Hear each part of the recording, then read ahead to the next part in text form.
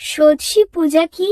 ষোড়শী পূজা হল তন্ত্র সাধনার একটি বিশেষ রীতি, যেখানে দেবীকে পূর্ণ শক্তির রূপে দিব্য মা হিসেবে পূজা করা হয়।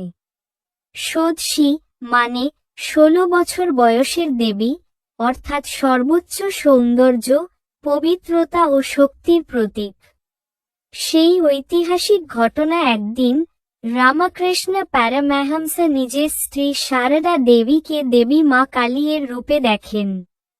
তারপর তিনি এক অভাবনীয় কাজ করেন, তিনি শারদা মুনিকে নিজের সামনে বসিয়ে দেবীর মতো করে পূজা করেন।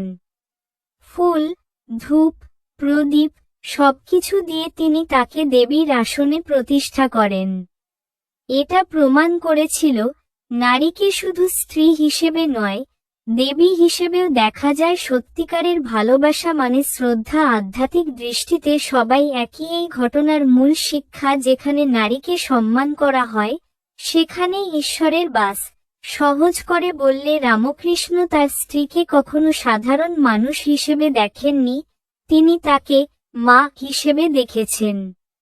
আর এই কারণেই এই ঘটনাকে বলা হয় ষোড়শী পূজা। এই পূজাটি হয়েছিল 1872 সালে ফলহারিণী কালী পূজার রাতে। সেদিন রামকৃষ্ণ পরমহংস এক বিশেষ সাধনার মাধ্যমে শারদা দেবীকে দেবীর আসনে বসান। সবচেয়ে অবাক করার বিষয় হল, শারদা মুনি তখন সম্পূর্ণ শান্ত, স্থির ছিলেন। তিনি নিজেকে কখনো আমি দেবী ভাবেননি, বরং বিনয়ের সাথে সব গ্রহণ করেছিলেন। এই সরলতা তাকে আরো মহান করে তোলে। রামকৃষ্ণের কাছে এটা কোনো নাটক বা প্রতীক ছিল না। তিনি সত্যিই বিশ্বাস করতেন যে শারদা মুনি হলেন দেবী শক্তির জীবন্ত রূপ। এই বিশ্বাস থেকেই তিনি পূজা করেন। এই ঘটনার পর শারদা মুনি শুধু স্ত্রী নন, তিনি হয়ে ওঠেন সবার মা। মানুষ তার কাছে এসে শান্তি পেতে শুরু করে। পরে তাকে হোলি মাদার বলা হয়। এই পূজার পর তাদের সম্পর্ক সম্পূর্ণ আধ্যাত্মিক রূপ নেয়।